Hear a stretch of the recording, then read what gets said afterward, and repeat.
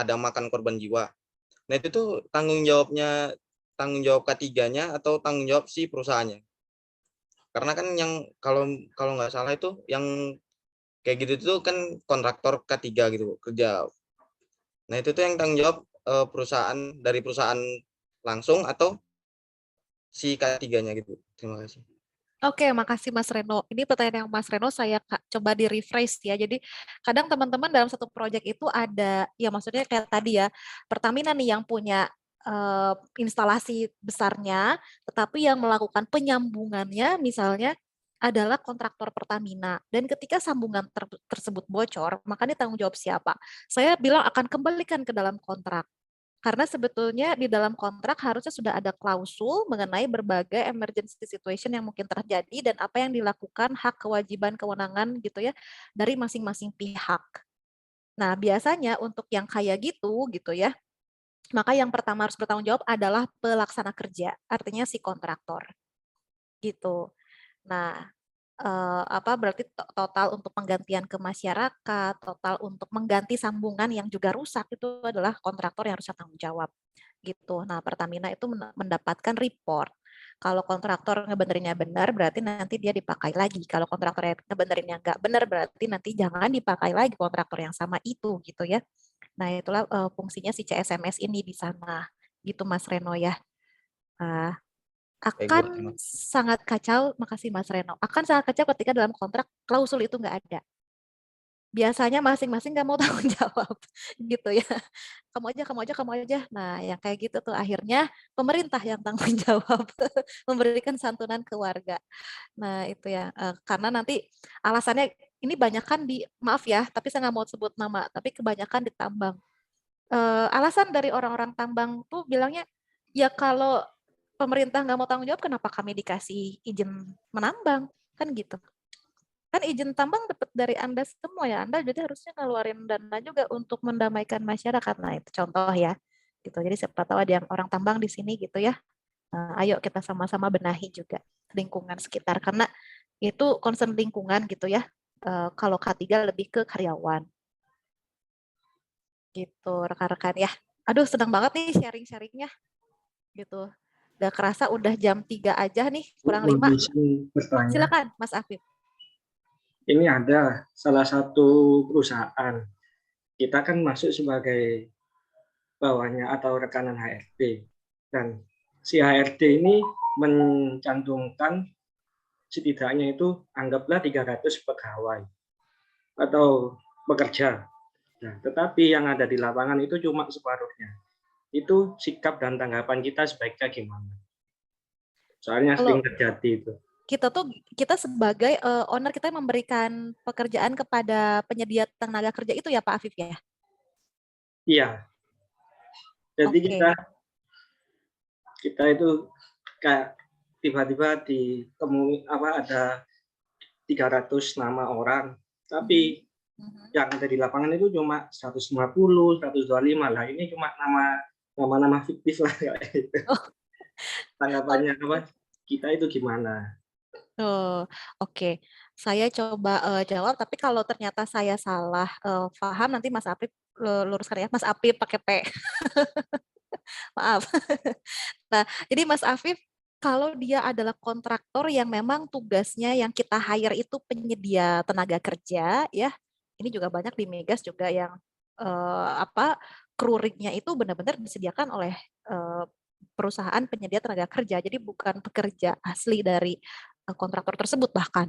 Nah, itu bisa disebut one prestasi ya kalau saya bilang. Kalau memang tugas utamanya adalah penyedia tenaga kerja yang harusnya nyediain 300, 150-nya adalah fiktif, maka ketika yang datang cuma 150 dan itu Mas Afif telusuri ternyata bukan ini ya, misalnya gini, 150 tuh 150 di termin awal, nanti 150 lagi di termin akhir gitu ya. Jadi akan kembalikan ke kontrak aja, lihat dulu.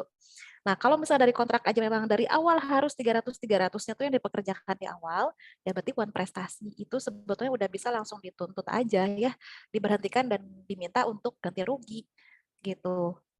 Nah, kalau secara K3 bagaimana? Nah, kalau secara K3 ini ada 2 hal nih Mas Afif yang harus diwaspadai. Satu tadi itu ya, dia udah one prestasi harusnya ganti rugi. Yang kedua adalah apakah si 150 orang ini harus menghandle pekerjaan 300 orang atau tidak.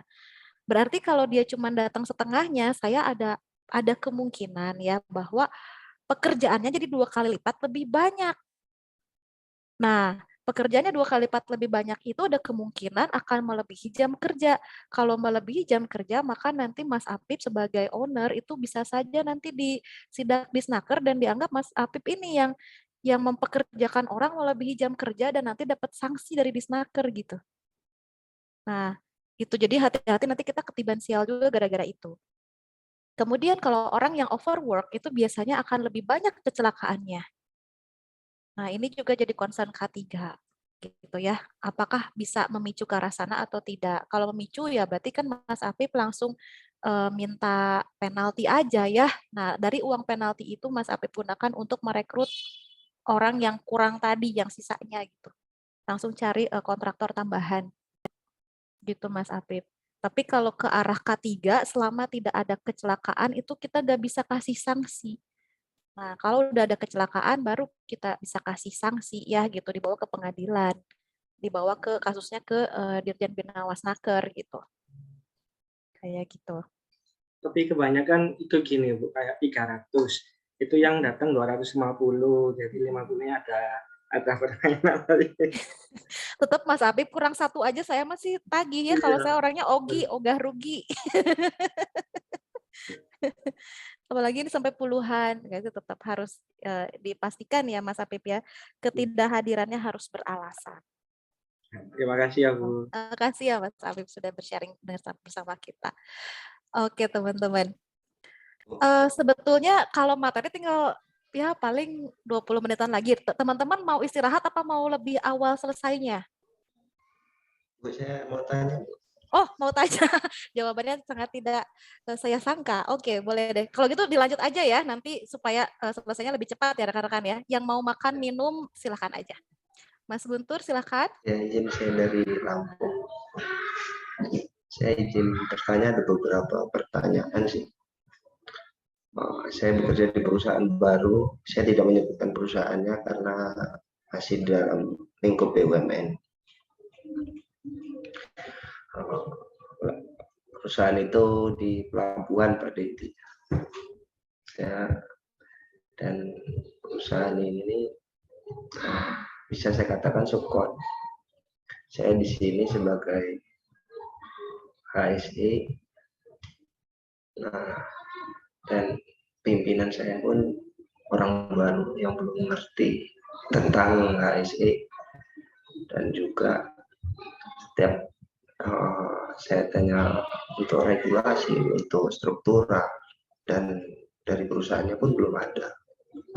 Pada intinya ada politik lah di atas. Nah, kemudian yang sering saya debat dengan pimpinan itu karena struktural kurang jelas, SOP belum ada, job desk tidak ada, IK tidak ada, sehingga ibaratnya saya fresh graduate dan itu saya usaha untuk buat sendiri, padahal saya belum ada pengalaman. Karena di situ saya dituntut untuk itu, ya apa boleh buat kan, selagi saya bisa saya kerjain lah, pada intinya seperti itu. Kemudian pun juga ada pernah kami kena audit dari KSOP pelabuhan. Dari situlah pimpinan kami mulai berpikir ternyata betapa pentingnya HSE di sebuah perusahaan. Emang secara PP tahun 50 yang mempekerjakan pekerja di bawah 100 orang itu tidak perlu menggunakan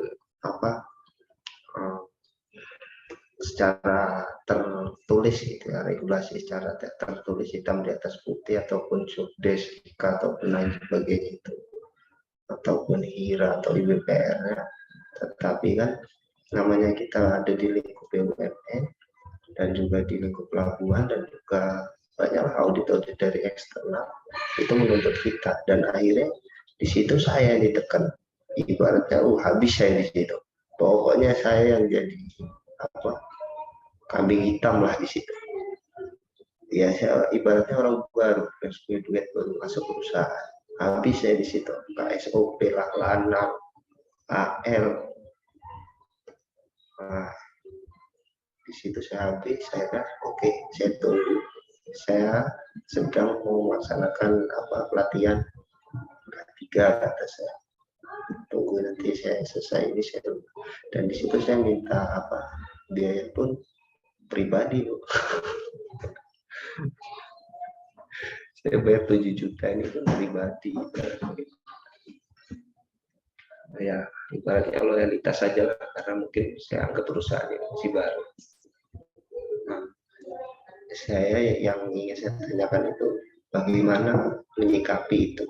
Ketika saya jelaskan ke pimpinan pun nggak paham tentang regulasi K3, HSE. Ketika ada audit, saya yang dihabisi.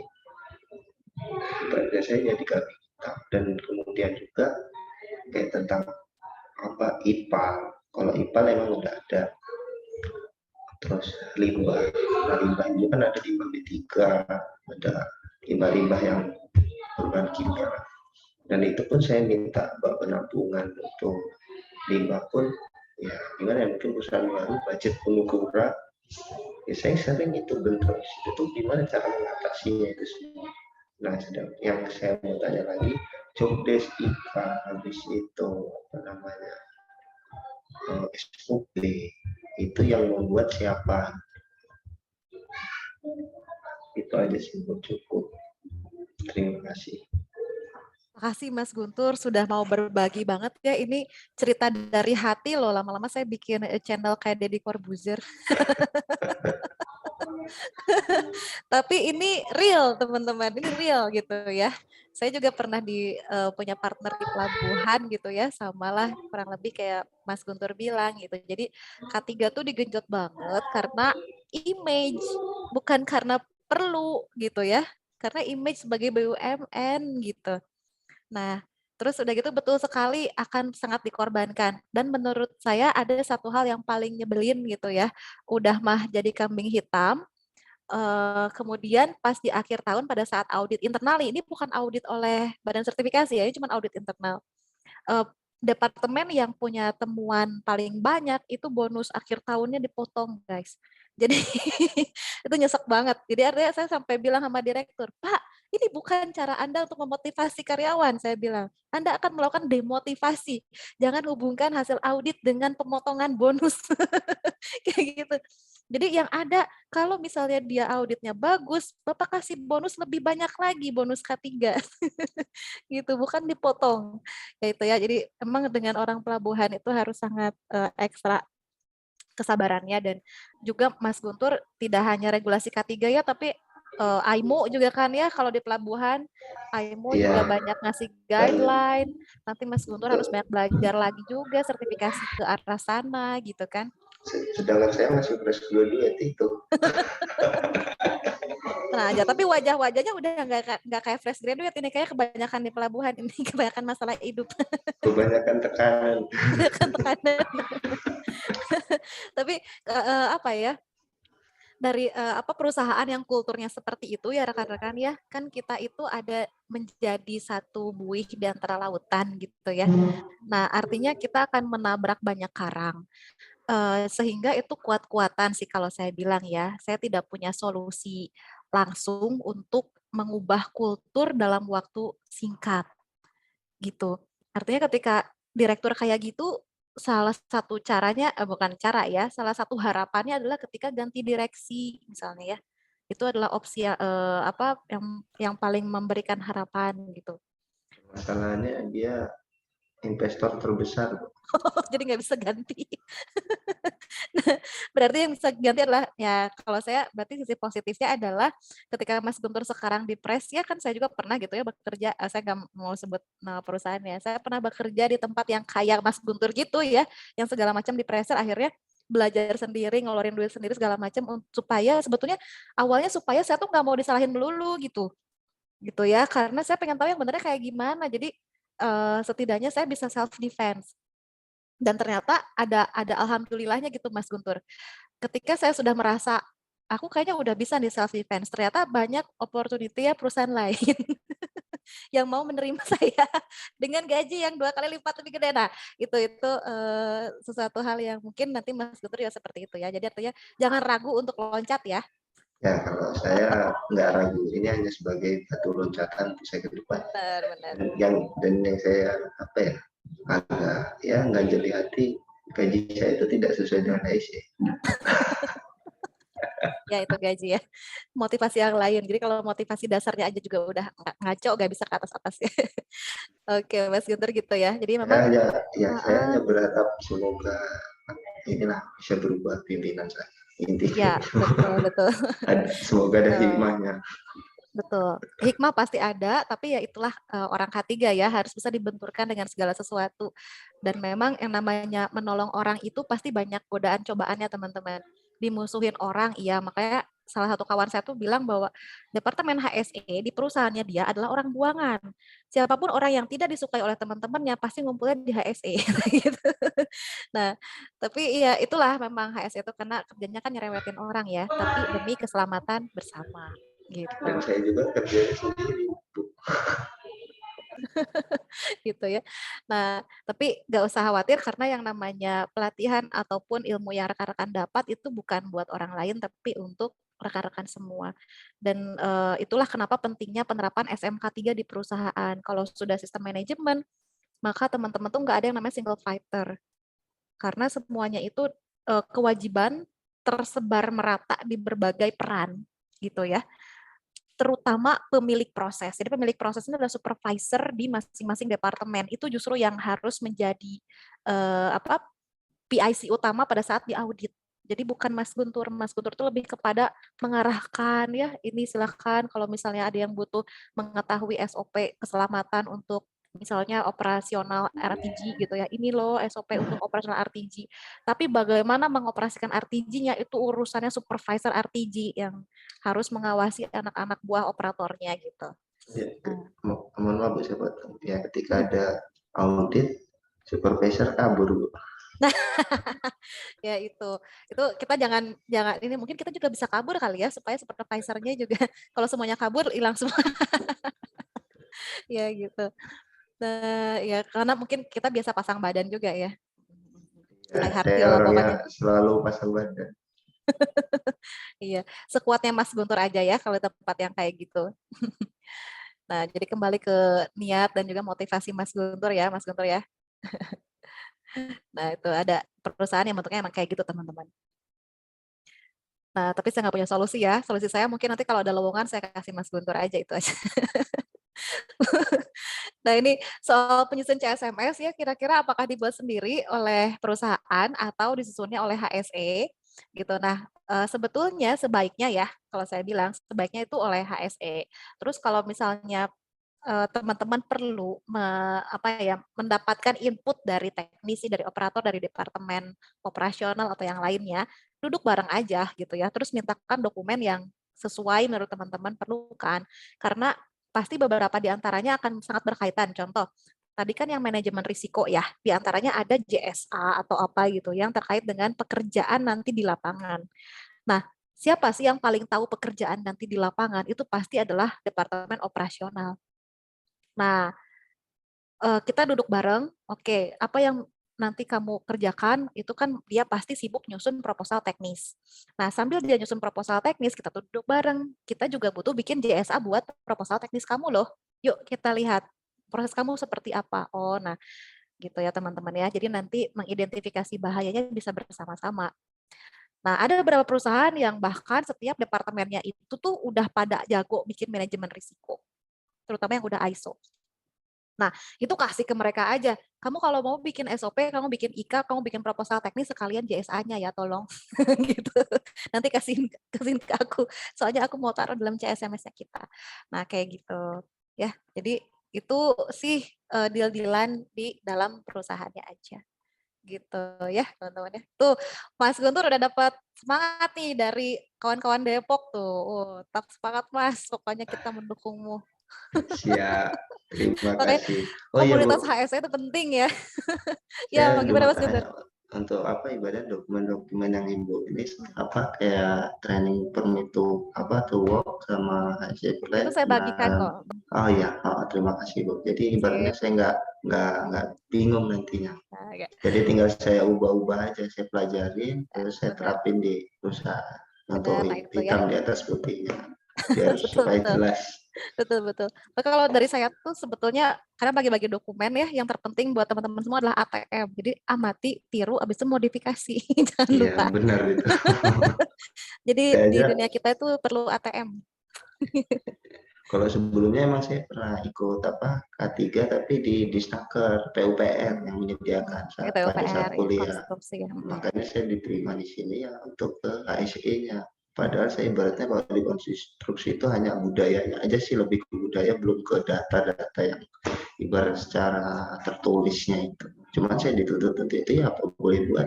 Selagi saya mampu, ibaratnya masih ada Google, masih ada YouTube, ya Iya, saya masih bisa lah kerjain. lanjut ya benar. Tenang Ya. aja, kita juga di universitas gitu kok. Google adalah jalan ninjaku ya, YouTube juga. Apalagi ngisi orang India semua itulah. Betul itu. Terima kasih Bu. Oke, gak usah ragu ya teman-teman. Kita generasi yang apa nih, X, Y, Z terserah lah ya. Yang penting kita mah sekarang udah literasi digitalnya tinggi. Jadi gunakan aja semua modalitas yang ada. Oke teman-teman. Nah, saya kembali ke laptop nih ceritanya. Jadi tadi saya janji memberikan contoh kebijakan ya. Nah, misalnya teman-teman bisa meniru kayak ini. Ini salah satu partner saya juga. Nah, jadi dia punya kebijakan dan statementnya kayak begini, gitu ya. PT sesuatu di bidang apa, berorientasi kepada apa, berkomitmen untuk apa, gitu ya. Jadi kalau dia lingkungannya ada, operasional yang aman terhadap K3 ada, gitu ya. Mencegah KAK, PAK, kemudian pemenuhan kewajiban regulasi, gitu kan. Kemudian juga semua kinerja sistem manajemennya harus ditingkatkan berkesinambungan sampai program-program harus dilakukan secara konsisten gitu. Nah, kata-kata ini tuh sama dia ditempel di dalam plakat, ada tanda tangan bosnya ya direktur, kemudian ditempel di setiap sudut ruangan. Ini contoh dokumen kebijakan gitu ya rekan-rekan. Nah, kembali ke dalam sistem scoring gitu ya, ketika kita melakukan sistem scoring di sini, nah skornya akan bernilai, ya kita lihat nilainya itu kan ada A, B, C, D nih. A itu 0, B 3, C 6, dan D 10. 0 kalau tidak ada kebijakannya. 3 kalau ada kebijakannya tapi belum dikomunikasikan. Artinya belum ditempel-tempel di ruangan yang tadi, belum ada sosialisasi gitu ya, belum dimasukkan ke dalam website, itu B. Yang ketiga, udah ada kebijakannya, ditetapkan gitu ya. Kebijakan sudah didistribusikan. Tapi sasaran, konsekuensinya ini, sasaran juga harus ditetapkan.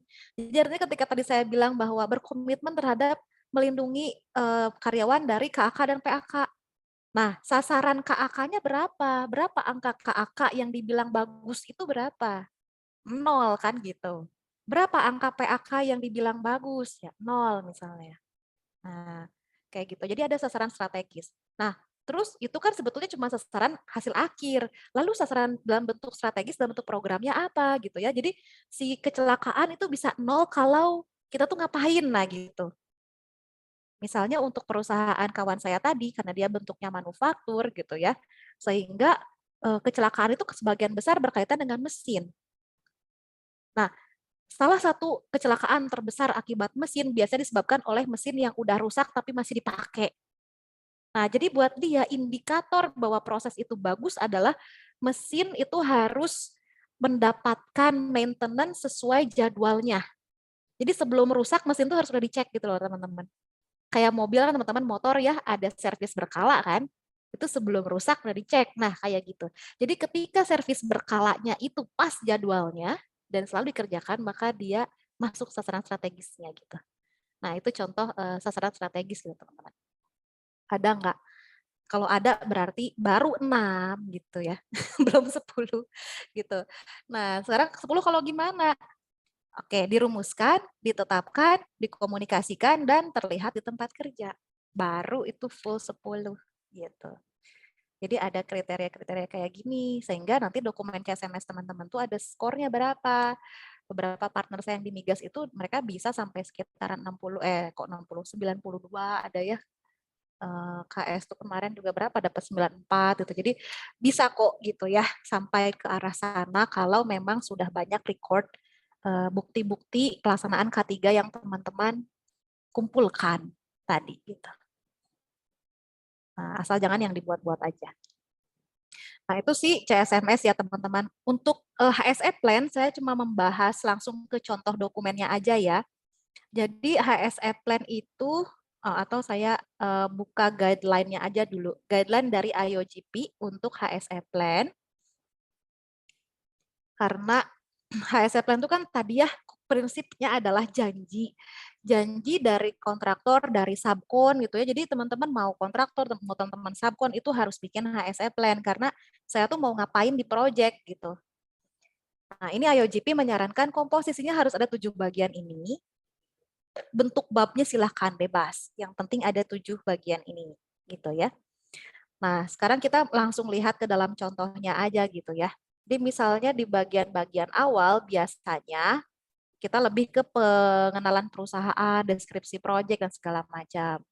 Kemudian soal kepemimpinan itu ada di awal, kebijakan itu ada di bab-bab awal, juga target-target keselamatan di site. Jadi teman-teman, owner itu pasti punya target keselamatan ya di satu proyek.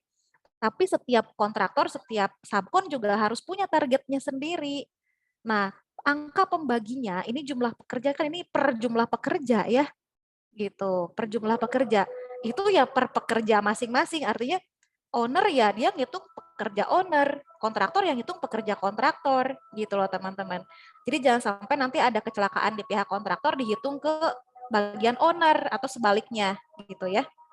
Nah, jadi masing-masing membuat sendiri. Walaupun dalam satu proyek itu selalu ada kinerja K3 proyek.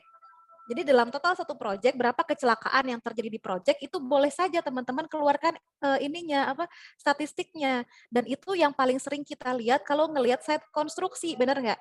Ada papan, sekian jam kerja, sekian jam tanpa kecelakaan. Ada kan? Plangnya gede gitu ya.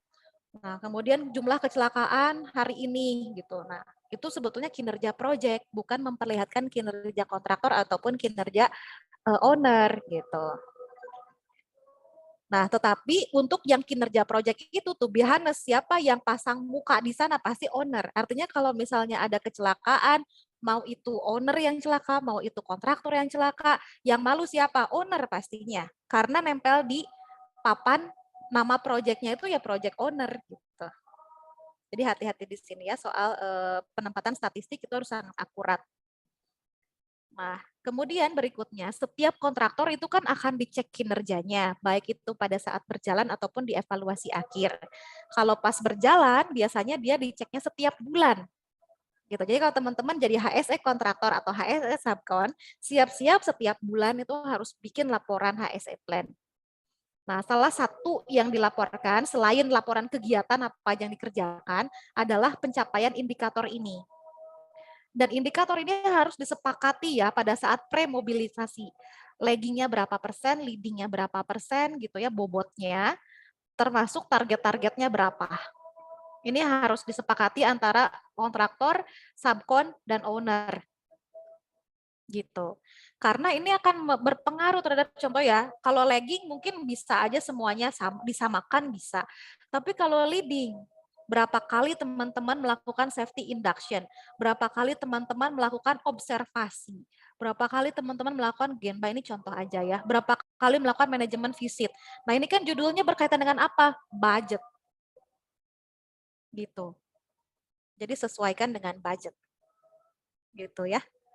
Nah, terus yang lain-lain kayak ini ya, organisasi tanggung jawab. Nah ini juga dituliskan dalam dokumen. Manajemen risiko biasanya dilampirkan gitu ya. JSA untuk masing-masing pekerjaan. Lalu prosedur-prosedur yang spesifik juga disebutkan. Nah, kalau ada misalnya ya teman-teman itu sebetulnya kontraktor untuk teknisi memperbaiki mesin sehingga pasti melakukan prosedur loto. Tapi lotonya akan menggunakan loto si owner. Nah, maka dalam HSE plan harus disebutkan gitu ya bahwa dalam setiap pekerjaan akan menerapkan prosedur loto. Adapun lotonya akan menggunakan loto milik PT apa, gitu disebutin aja.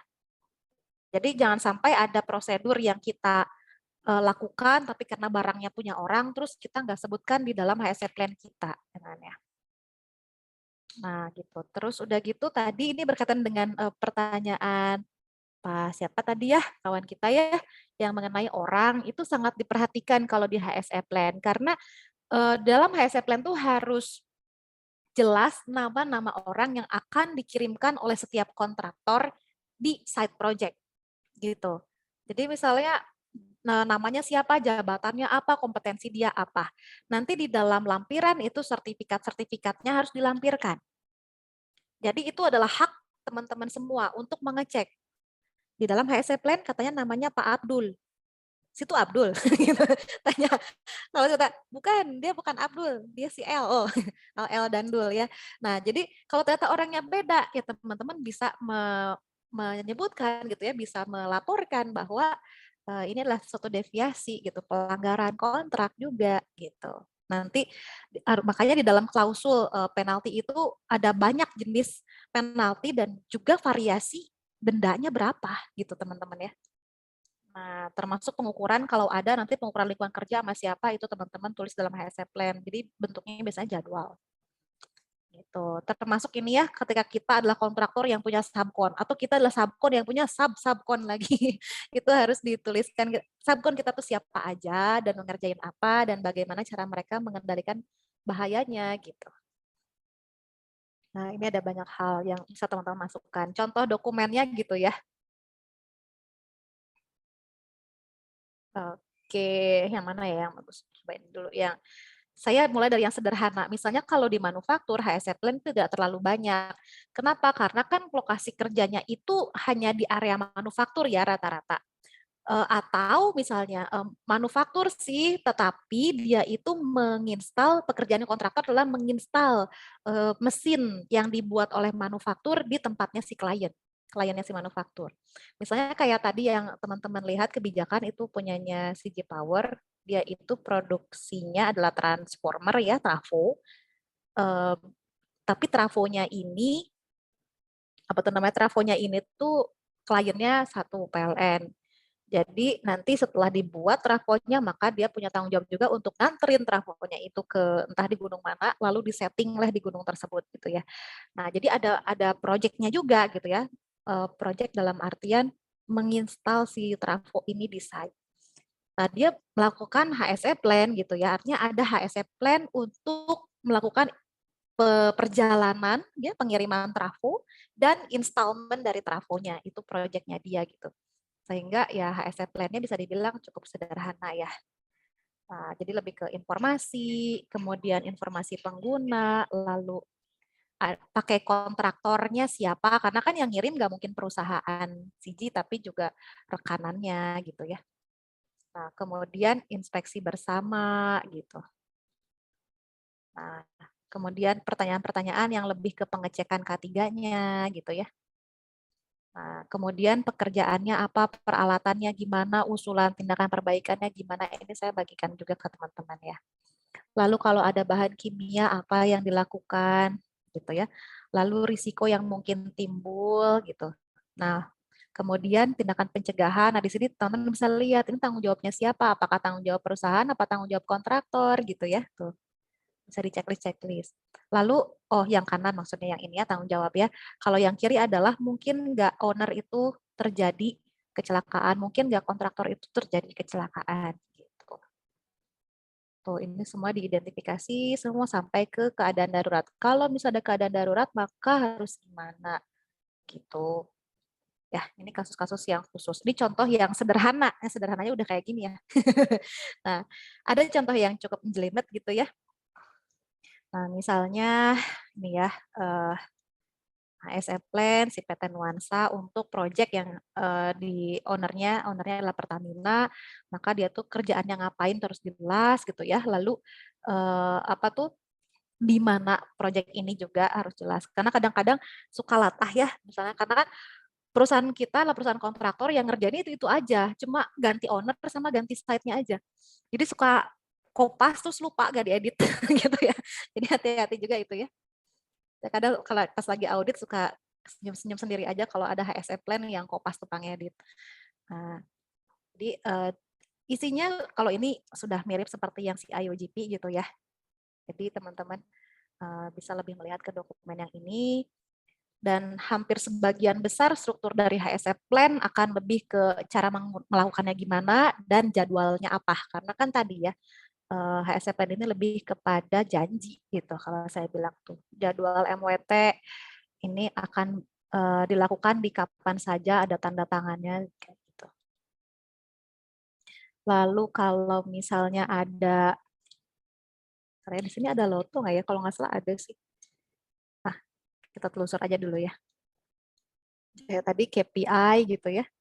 KPI-nya seperti apa, lalu kalau misalnya ada inspeksi gitu ya, maka forum-forum yang akan digunakannya itu yang kayak gimana forumnya, itu juga teman-teman harus munculkan dalam HSE plan gitu. Toolbox meeting, ini forum untuk toolbox meeting, HSE meeting, safety meeting gitu. Lalu yang tadi saya cerita struktur organisasi itu memang harus ada nama orang segala macam, sertifikat itu harus jelas. Gitu ya. Lalu risk assessment boleh begini, boleh juga dilampirkan JSA-nya, silakan aja. Lalu program-program yang lainnya misalnya kontrol masuk, di sini ada orientasi gitu. Kemudian safety induction gitu ya. Kemudian kompetensi apa aja yang harus ada. Nah, kayak contoh ini ya Loto ya. Misalnya untuk penggunaan Loto maka menyesuaikan dan dengan sistemnya si Pertamina gitu. Tapi sebenarnya dia punya sendiri prosedurnya, tetapi barangnya pakai yang punya Pertamina gitu. Contoh gitu ya. Karena kan tadi Loto itu boleh aja dipinjamkan ke kontraktor, nggak apa-apa. Nah, contoh. Nah, jadi foto-foto kalau saya sih sangat highly recommended ke teman-teman ya, kalau mau pakai foto peralatan, pakailah foto peralatan sendiri, jangan ngambil dari Google gitu ya. Walaupun ilmunya dari Google ya, tapi kalau peralatan punya sendiri. Gitu. Terus checklist semuanya bisa masukin di sini. Gitu. Tuh MSDS, HSM meeting. Jadi ini lebih ke yang akan kita kerjakan di lapangan nanti ya. Tuh, untuk pekerjaan ini tidak melakukan pengukuran kualitas lingkungan kerja karena itu bukan tanggung jawabnya si Nuansa Indah gitu ya. Itu tanggung jawabnya owner. Pemeriksaan kesehatan kalau mereka lakukan ya ditulis gitu. Nah, lalu di sini ya sesuai kontrak ya, sesuai surat perintah kerjanya karena belum tentu harus MCU lengkap gitu ya. Nah, tetapi kalau misalnya kayak Pertamina, kayak Chevron itu pemeriksaan kesehatannya nggak terima tuh kalau cuma surat sehat puskesmas. Itu harus dari rumah sakit yang center okupasi bahkan gitu ya. Jadi hati-hati juga persyaratan dari ownernya seperti apa. Nah, ini contoh aja gitu. Terus rambu-rambu juga termasuk yang teman-teman akan taruh dalam HSE plan. Jadi jangan sampai nanti di saat project itu rame banget dengan berbagai banner gitu ya. Semua orang bisa tempel banner. Nah, karena ini harus di-approve sama owner juga. Banner apa yang boleh ditempel dan di area mana saja gitu. Nah, lalu juga kayak APD itu harus sudah dispesifikan sampai ke speknya yang kayak gimana yang harus ada. Supaya nanti kalau owner ngecek bisa sesuai gitu ya dengan ini gitu. Nah, ini contoh aja. Nah, ini contoh dokumen si HSE plan. Nanti rekan-rekan bisa lihat juga gitu ya dalam dokumen yang akan di-sharing ke teman-teman lewat si Google Drive itu. Nah, overall dari soal prinsip ada yang mau ditanyakan dulu?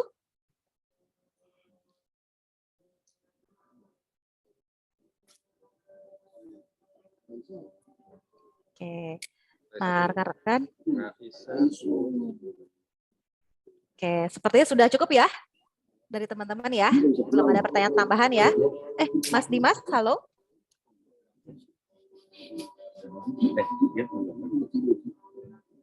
Ada yang mau ditanyain, Mas Dimas?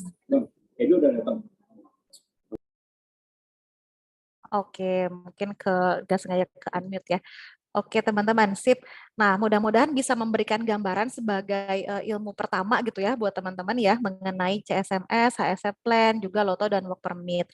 Nah adapun kalau rekan-rekan nanti ingin bekerja sebagai konsultan penyusun gitu ya, atau mungkin rekan-rekan bekerja di owner gitu ya, yang nantinya menyusun sistem CSMS-nya sampai menyusun daftar PK gitu, lalu nanti menerima dokumen CSMS dari para calon kontraktor dan melakukan penilaian serta audit langsung ke tempatnya kontraktor, maka saya sangat menyarankan teman-teman bisa ikut lagi pelatihan yang sertifikasi BNSP gitu ya. Nah, soalnya akan dilatih juga bagaimana cara mengauditnya juga gitu, mengaudit kontraktor. Nah, oleh karena itu berarti kita sudah sampai di penghujung acara. Kalau rekan-rekan tidak ada pertanyaan tambahan ya. Nah, tapi anytime kalau rekan-rekan mau nanya lagi boleh tentang hal apapun silahkan ya. Selama berkaitan dengan K3 aja tapi. Nah, ini Padahal saya mau nomor... tanya Oh, tadi. tanya apa nih Mas Guntur? Katanya berkaitan tentang K3 aja ya udah nggak jadi nanya. Oh, gak jangan nanya. Aduh. Oke, K3 dan lingkungan deh. Oh, nambahin ininya. Nah, ini silakan nomor handphone saya, teman-teman. Kita udah kayak teman aja ya, Mas Guntur kalau mau curhat boleh ya. Seputar K3. Oke. Nah, teman-teman, kemudian kalau tadi yang menang ya Mbak Caca, jangan lupa WA nanti kita akan diskusi soal pengantaran hadiahnya sih. Dan terakhir teman-teman saya akan memberikan PR. PR. Nah, ini ya, silakan teman-teman mengisi. Nah, dikerjakannya kalau bisa mah hari ini ya dikerjakannya. Ini adalah self evaluation untuk CSMS dan HSE Plan. Silakan dikerjakan hari ini karena nanti dari tim PL ya dan juga Mas Joko ya akan merekap tuh nilai-nilai teman-teman. Jadi nanti ada top scorer juga sama nanti akan dikasih hadiah juga ke yang Mbak Caca gitu. Ya, ada top scorer kayak di liga apa aja. Oke teman-teman, mudah-mudahan yang baru mau memulai ahli K3-nya ya, welcome to the journey dan manfaatkan momen ini sebaik mungkin. Untuk teman-teman yang sudah selesai ahli K3 umumnya, semoga sukses gitu ya. Dan lancar-lancar, kalaupun menemukan masalah seperti ataupun lebih berat dari Mas Guntur, ingat saja bahwa teman-teman itu lebih besar dari masalah apapun yang ada. Link Google Drive yang akan berisi materi itu nanti akan diberikan kepada oleh PL teman-teman masing-masing ya, gitu. Jadi biasanya dari mas-mas ganteng para PL yang akan sangat dekat dengan teman-teman semua ya.